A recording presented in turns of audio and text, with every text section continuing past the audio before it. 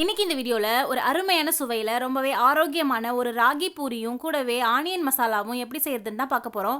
இது நம்ம சட்டுன்னு செஞ்சு முடிச்சிடலாம். இட்லி தோசை மாவு இல்லாத நேரத்தில் இந்த டிஃபனை நீங்கள் செஞ்சு பாருங்கள். கொஞ்சம் கூட எண்ணெயே குடிக்காத இந்த ராகி பூரியும் கூடவே சூப்பரான வெங்காய மசாலாவும் இப்போ எப்படி செய்யறதுன்னு வாங்க பார்க்கலாம். இந்த மாதிரி ஒரு பவுல் எடுத்துக்கோங்க. இதில் 1 கப் கோதுமை மாவு சேர்த்துக்கோங்க. கோதுமை மாவு சேர்த்ததுக்கு அப்புறமா கூடவே 1 கப் ராகி மாவும் சேர்த்துக்கோங்க. கோதுமை மாவும் ராகி மாவும் சம அளவில் நீங்கள் சேர்த்து செய்யும்போது ராகி பூரி ரொம்பவே சாஃப்ட் அண்ட் சூப்பராக டேஸ்டியாக இருக்கும். கண்டிப்பாக ட்ரை பண்ணி பாருங்கள். இப்போ இது கூடவே 1 டேபிள் ஸ்பூன் ரவையும் இதுக்கு தேவையான அளவு உப்பும் சேர்த்துக்கோங்க.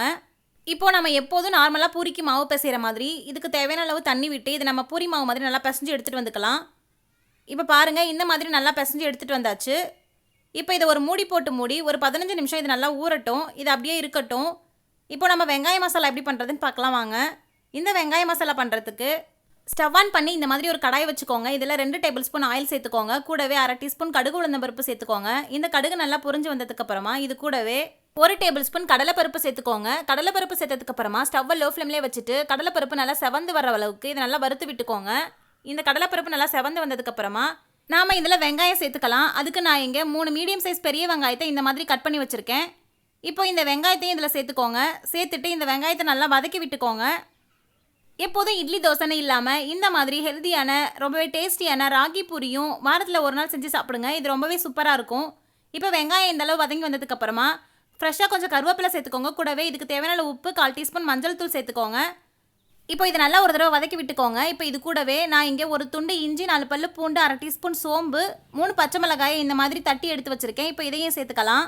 இந்த வெங்காய மசாலாவில் நம்ம பச்சை மிளகாய் காரம் மட்டும்தான் சேர்த்துக்க போகிறோம். மிளகாத்தூள், மல்லித்தூள்னு எதுவும் நம்ம சேர்க்க போகிறது கிடையாது. அதனால் உங்கள் காரத்துக்கு ஏற்ற மாதிரி பச்சை மிளகாய் நீங்கள் சேர்த்துக்கோங்க. இந்த மாதிரி தட்டிட்டு சேர்க்கும்போது அதோடைய சுவை இன்னும் கூடுதலாகவே இருக்கும். இப்போ இதை நல்லா வதக்கி விட்டுக்கோங்க. இந்த மாதிரி நல்லா வதக்கி விட்டதுக்கப்புறமா ஒரு சின்ன சைஸ் தக்காளியை நான் இங்கே கட் பண்ணி வச்சுருக்கேன். இப்போ இதையும் இதில் சேர்த்துக்கலாம். நீங்கள் தக்காளி சேர்க்காம கூட பண்ணலாம். ஆனால் தக்காளி சேர்த்து செய்யும்போது அதோடைய புளிப்பு சுவை லைட்டாக இருக்கும்போது ரொம்பவே சூப்பராக இருக்கும். இப்போ இதையும் சேர்த்துட்டு நல்லா ஒரு தடவை வதக்கி விட்டுக்கோங்க. இந்த மாதிரி நல்லா வதக்கி விட்டதுக்கப்புறமா இப்போ இந்த வெங்காய மசாலாவுக்கு தேவையான தண்ணி சேர்த்துக்கோங்க. உங்களுக்கு வெங்காய மசாலா எந்த அளவு வேணுமோ அந்தளவு நீங்கள் தண்ணி சேர்த்துக்கோங்க. தண்ணி சேர்த்ததுக்கப்புறமா இதை மறுபடியும் நல்லா ஒரு தடவை கலந்து விட்டுக்கோங்க. இப்போ இது நல்லா கொதிச்சு வரட்டும். இப்போ இது கொதிச்சுட்டு இருக்கும்போதே 1 டேபிள் ஸ்பூன் கடலை மாவை தண்ணியில் கட்டிகள் எதுவும் இல்லாத மாதிரி கரைச்சி எடுத்துகிட்டு வச்சுக்கோங்க. நான் இப்போ இந்த மாதிரி கரைச்சி எடுத்து வச்சுருக்கேன். இப்போ இதையும் இதில் சேர்த்துக்கலாம். சேர்த்துட்டு நல்லா ஒரு தடவை கலந்து விட்டுக்கோங்க. இப்போ இந்த கடலை மாவோட பச்சை வாசனை போகிற அளவுக்கு இது ஒரு 5 நிமிஷம் நல்லா கொதிச்சு வரட்டும். உங்களுக்கு வெங்காய மசாலா எந்த கன்சிஸ்டன்சியில் வேணுமோ அந்த அளவுக்கு நீங்கள் கடலை மாவை கரைச்சி சேர்த்துக்கோங்க. இப்போ நல்லா கலந்து விட்டு இது கொதிக்க விடுங்க. இது கொதிச்சு வரட்டும். இந்த வெங்காய மசாலா ராகி பூரிக்கு மட்டும் இல்லாமல் நம்ம எப்போதும் கோதுமை மாவில் பண்ணுற பூரி, சப்பாத்தி, அப்புறம் தோசைக்கு கூட வச்சு சாப்பிடும்போது ரொம்பவே சூப்பராக இருக்கும். கண்டிப்பாக ட்ரை பண்ணி பாருங்கள். இந்த வெங்காய மசாலாவை நம்ம சிம்பிளாக டக்குன்னு செஞ்சு முடிச்சிடலாம். இதில் நம்ம எந்தவித மசாலா பொருட்களும் சேர்க்க போகிறது கிடையாது, தேங்காயும் சேர்க்க போகிறது கிடையாது. அதனால் இதை நம்ம டக்குன்னு செஞ்சு முடிச்சிடலாம்.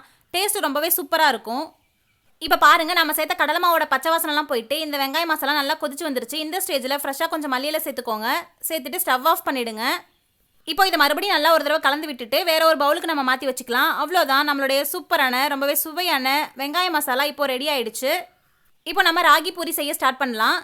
இந்த மாதிரி 15 நிமிஷம் ஊற வச்சுருந்த மாவை எடுத்து மறுபடியும் நல்லா ஒரு தடவை பிசைஞ்சு விட்டுக்கோங்க. இப்போ இதை சின்ன சின்ன உருண்டைகளாக உருட்டி எடுத்துக்கோங்க. உங்களுக்கு எந்த சைஸில் வேணுமோ அந்தளவுக்கு நீங்கள் உருண்டைகளாக உருட்டி எடுத்துக்கோங்க. எல்லா மாவையும் இந்த மாதிரி சின்ன சின்ன உருண்டைகளாக உருட்டி எடுத்து வச்சுக்கோங்க. இப்போ கொஞ்சமாக கோதுமை மாவை எடுத்துக்கோங்க.